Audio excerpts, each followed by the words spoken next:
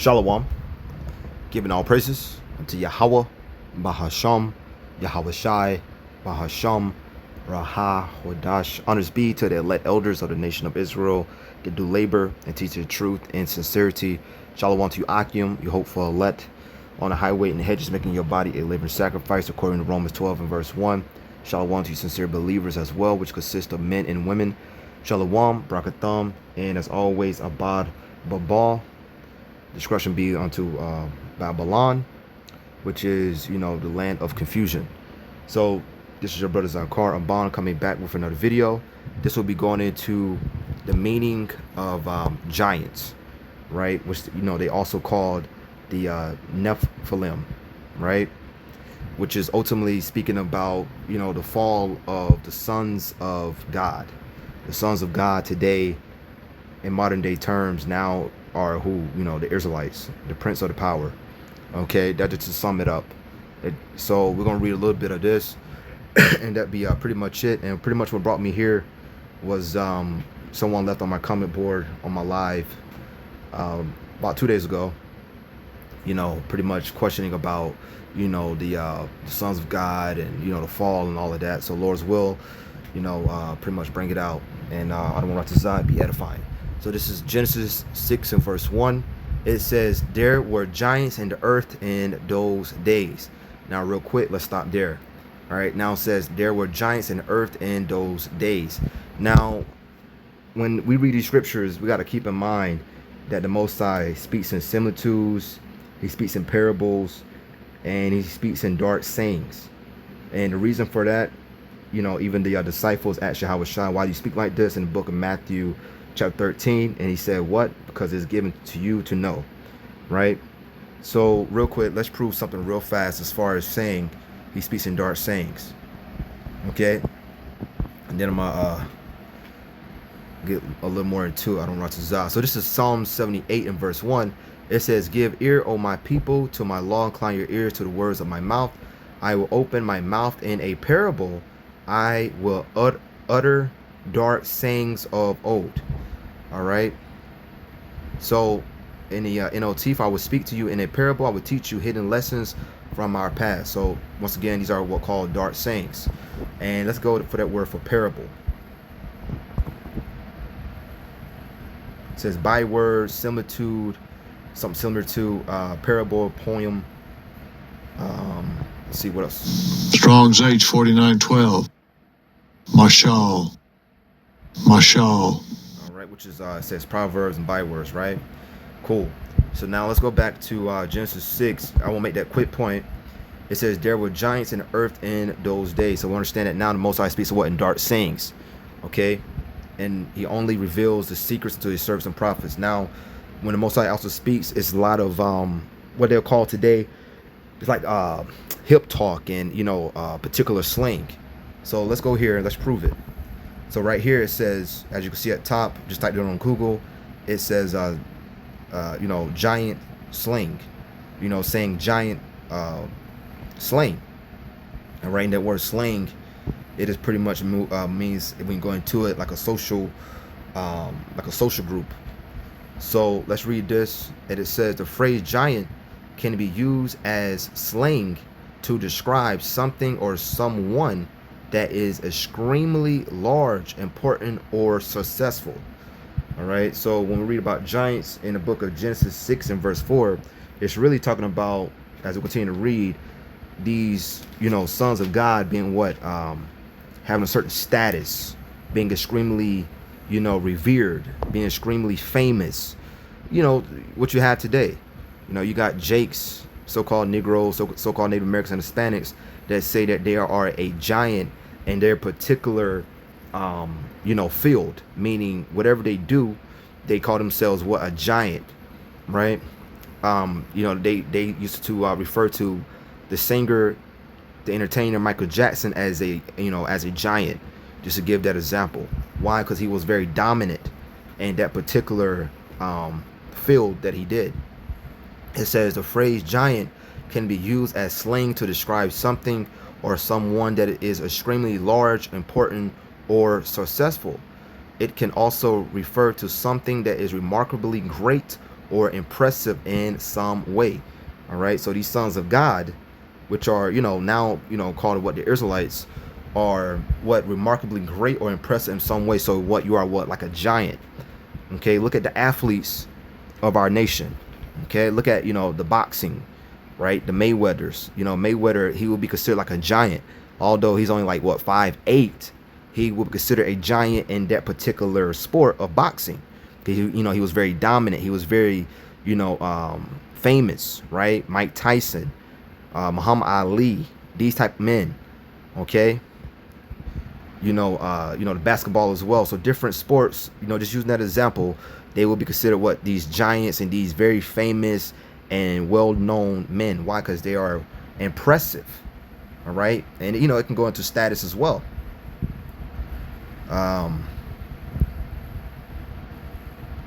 So that's pretty much it for that. So I just want to bring that out to make it a little bit more clear. So once again, the phrase giant can be used as a slang to describe something or someone that is extremely large, important, or successful. All right, very important. What else it gives us? It said giant could also describe something or someone of great significance or influence. For example, a giant in the industry or a political giant. So a giant in the industry, right? Once again, these giants in the industries, like the Jay-Z's, these rappers, right? The Jay-Z's, these LeBron James, the Michael Jordans, all of that, right? The Patrick Mahomes in the football, okay? So on, so on. So let's go back to Genesis 6 and let's go ahead and read a little bit more. And it says, there were giants in the earth in those days, and also after that, when the sons of God came in unto the daughters of men. Now the sons of God are speaking about, the lineage, the righteous lineage, right? Which are now today, which is, referred to as Israelites. So before we was called, Israelites, before, any tribes was in the play, we were just, the sons of God, a particular bloodline, a righteous bloodline. Now I'm not going to read all of this, because this once again goes into the, the lineage, but I'm going to go straight to the point just to prove that the sons of God just represents, the nation of Israel today, which are actual, men, not speaking about the angels in the spiritual realm. All right, it said, which was the son of Enos, which was the son of Seth, which was the son of Adam, which was the son of God. So when you go through all of this, it all leads to being what called a son of God, right? Prince of power. Okay, so that's that's pretty much what that's saying. So when these men, right, the sons of God, which we just grabbed, which are real, which were men, not the spiritual angels in the spiritual realm, but these sons of God, like today, the Israelites went on to these heathen women. The children still came out mighty, and they still came out, with certain status, as we just grabbed for the word for giant.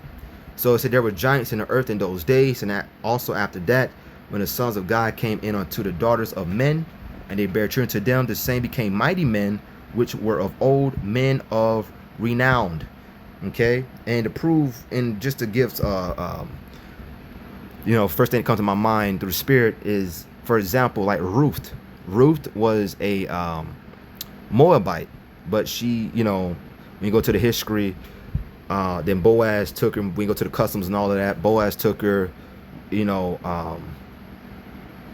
the Moabite. Then Ruth had who? Obed. Obed had Jesse, and Jesse had, King David, right? So even though that Ruth was a heathen, still had a mighty, a mighty lineage, from Obed to Jesse to King David, right? So when we go right here, it said, when the sons of God came in unto the daughters of men, and they bare children to them, the same became mighty men, which were of old, men of renowned. So I just gave that quick example of Ruth, who was a Moabite, had Obed, right, which are Judites. Obed had Jesse had King David, right, which you understand King David is, our king, second in command to Yahweh Shai, right? In other words, to Zion, we are the house of David. So although King David great grandmother was, you know, a Moabite, still was mighty. You see what I'm saying? All right. So I want to dive with this a little bit more. It says, and also after that, when the sons of God came in unto the daughters of men, and these, once again, these are not the spiritual, you know, angels in the spiritual realm. All angels mean is messengers, okay? Because angels, you know, in the heavens, in the spiritual realm, do not have sex, nor do they eat. Okay. So let's grab this here in the book of Matthew 22. Go straight to the point. All right. This is Matthew 22 and verse 29. It says, Yahushua answered and said unto them, you do err, not knowing the scriptures nor the power of Adonai Yahweh. Okay, so this is Yahushua. Someone came up to Yahushua, you know, asking about, you know, the marriage and the resurrection, whatever, right? Let's continue on. For in the resurrection, they neither marry nor are given in marriage, but are as the angel of God in heaven. So, you know, you don't marry, you don't have sex when, you know, in the spiritual realm. Okay, there's no need for that. So, for in the resurrection, they neither marry nor are given in marriage, but are as the angels of Adonai Yahweh in heaven. So that's one of the ways, right, clues that we understand that that's how we understand that the angels in spiritual realm do not have sex. So we say the sons of God, once again, speaking about, you know, Jakes, okay? Because before we was called Israelites, it was just a bloodline. Before we, you know, we had a particular tribe, it just, you know, a bloodline, okay? But are as the angels of God in heaven. It said, for in the resurrection they neither marry nor are given in marriage. And why is it saying that? Because when you die, go back to the spiritual realm, you have a spiritual body, according to scripture. So real quick, this is 2 Corinthians 5 and verse 1. It says, on the top, it said the temporal and eternal. And right here in the NOT, it said new bodies at the top. It says, for we know that if our earthly house of this tabernacle were dissolved, we have a building of Adonai Yahweh, and house not made with hands, eternal in the heavens. So this is talking about, you know, a spiritual body in the heavens, right? So your spirit goes into, you know, a spiritual body, right? So that's what it's talking about when it goes into Matthew 22 and verse 30. They need to marry, where it says the neither marry nor are given in marriage, but as the angels of God in heaven. You know, talking about going to these bodies, right? Thought it had something else there. It's all good. So that's pretty much the point there. See, I want to grab a few more, make it a little clearer. Bear with me 1 second.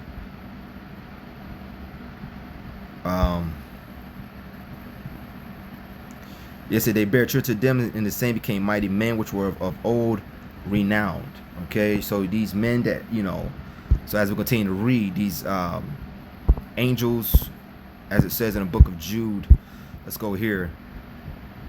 Let's go to Jude 1 in verse 6.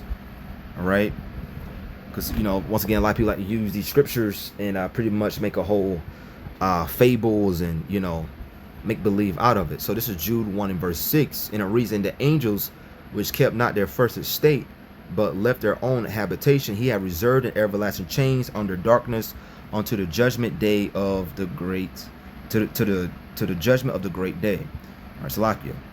All right, so, you know, this fall is pretty much what always happened. Okay,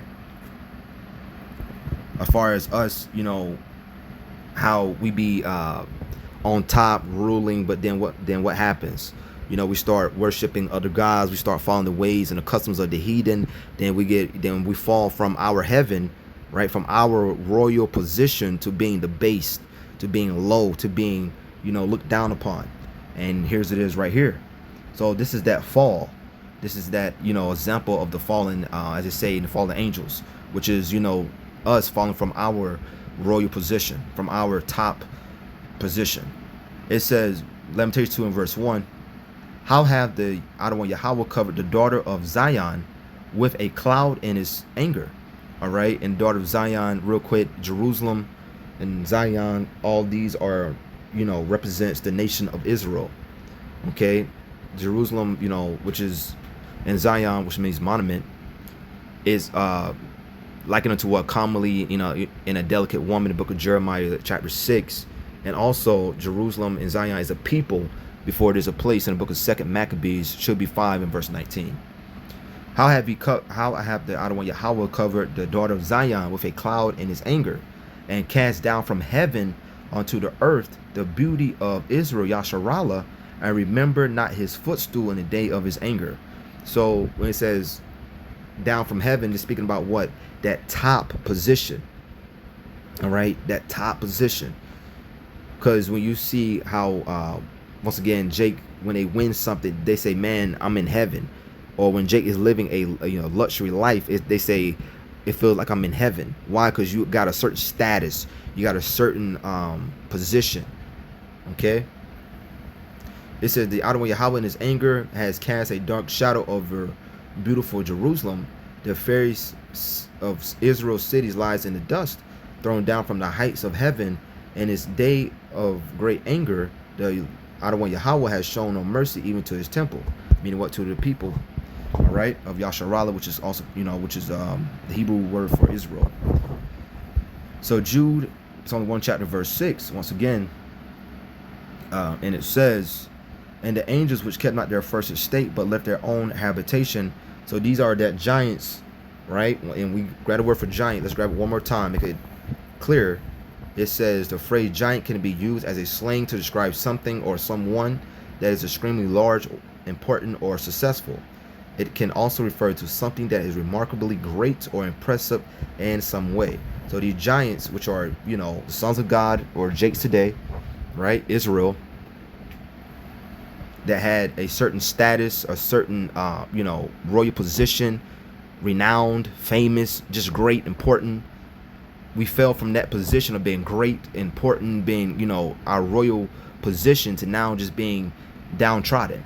It says, in the angels which kept not their first estate, but left their own habitation, he had reserved in everlasting chains under darkness unto the judgment of the great day. So let's do this. So first and foremost, let's go. In the angels which kept not their first estate, but left their own habitation, he have reserved in everlasting chains. So let's grab for that word for chains first, and we'll deal with that word habitation. I'm gonna say that for last. All right, let's go here.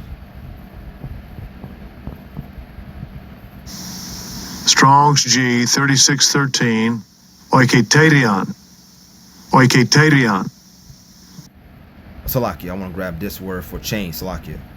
I'll come back to that in just a second. Let's do this first. Strong's G 1199. Desmas. All right, and it says Desmas, right? And it goes into a band or band, string, chain. Okay, it says a band, i.e. ligament of the body or shackle of a prisoner, figuratively an impedance or disability, band, bond, or chain. So it means what? The body. So we fell from our great state, and we got what? These bodies are what? Subject to sin. Okay, these bodies are constantly going off. These bodies are weak.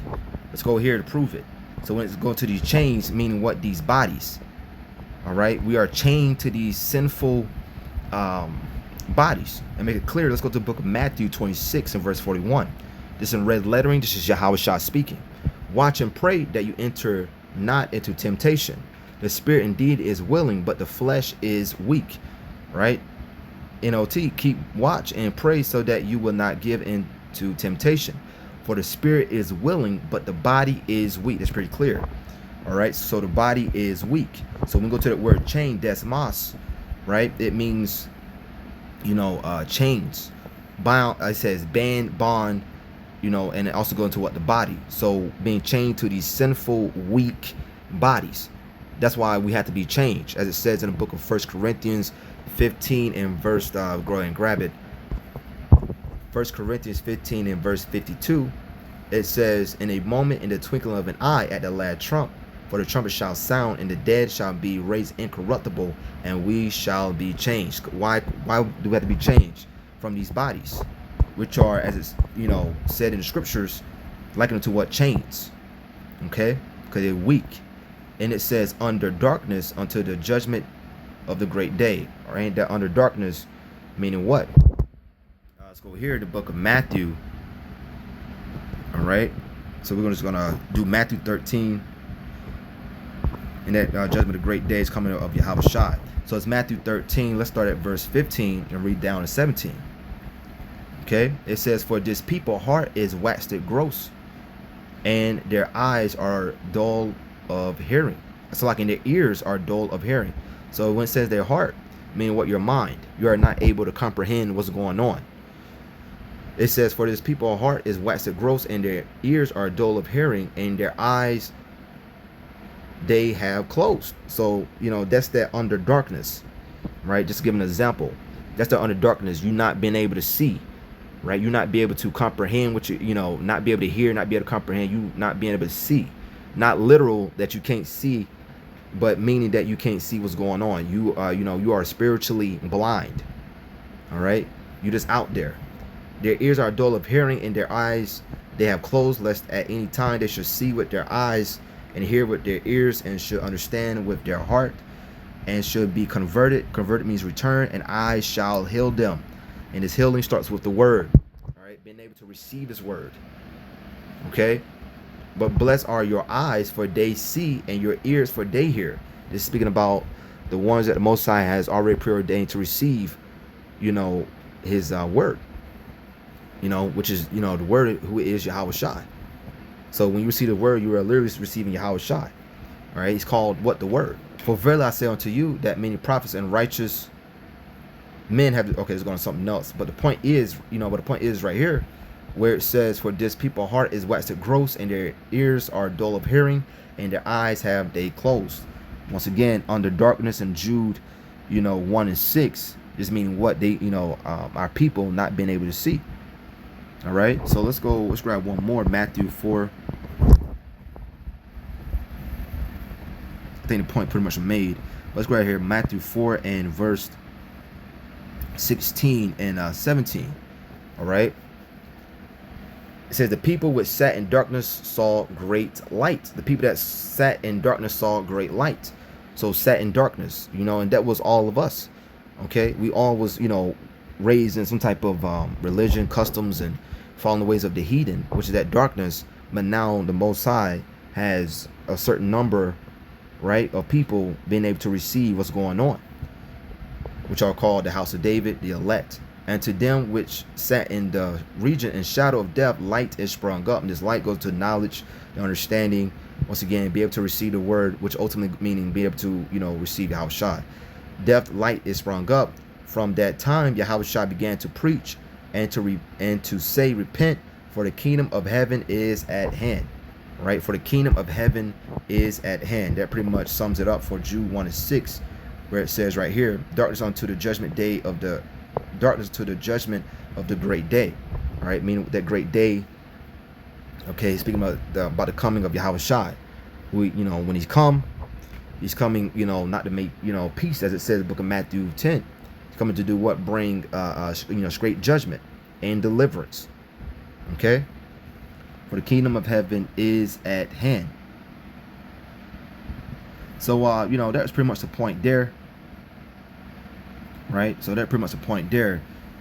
I want to grab this for habitation. Right?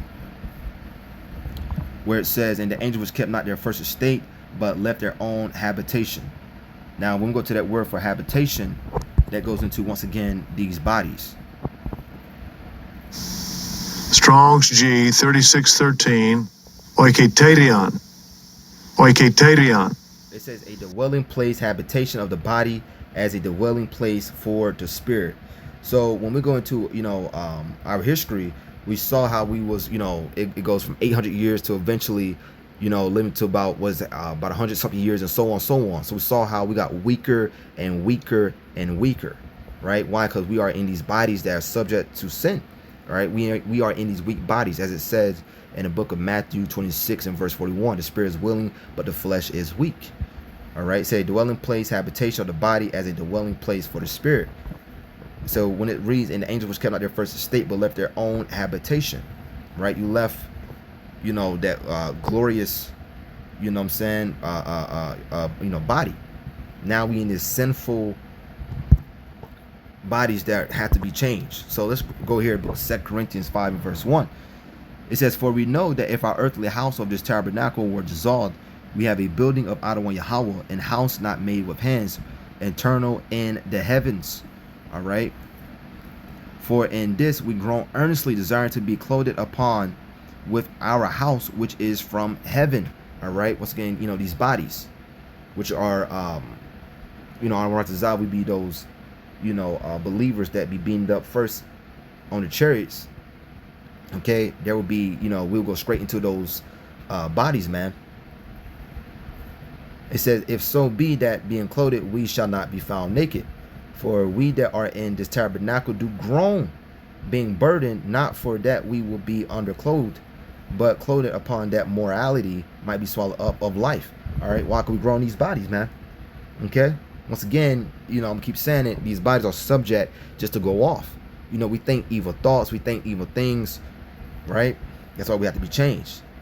Now he that have wrought us for the same thing is Adonai Yahweh, who also has given unto us the earnest of the Spirit.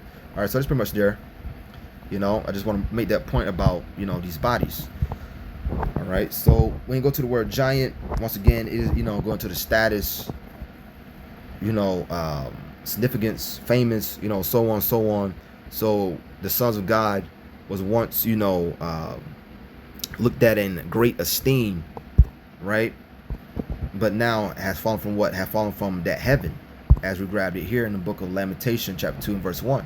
How have the Adonai Yahweh covered the daughter of Zion with a cloud in his anger, and cast down from heaven unto the earth the beauty of Israel, and remember not his footstool in the day of his anger. All right, so we went from being on, you know, that high position, that royal position, to nation praising us, to now being, you know, the less than, right? Being the tail now instead of being the head. Okay, so that's pretty much, you know, where's that, you know, what that mean. So I'm in it there. I'm gonna give all praises and glory unto Yahweh, Bahasham, Yahweh Shai, Bahasham, Raha, Hodash. Honors be to the elect elders of the nation of Israel that do labor, teach the truth and sincerity. Shalom to you, Akim. You hope for elect on the highway and hedges, making your body a living sacrifice, according to Romans 12 and verse 1. And also Shalom to sincere believers, which consist of men and women. Shalom, Brakatham, and as always, a Baba Ball. Shalom. On to the next. I don't want to Shalom.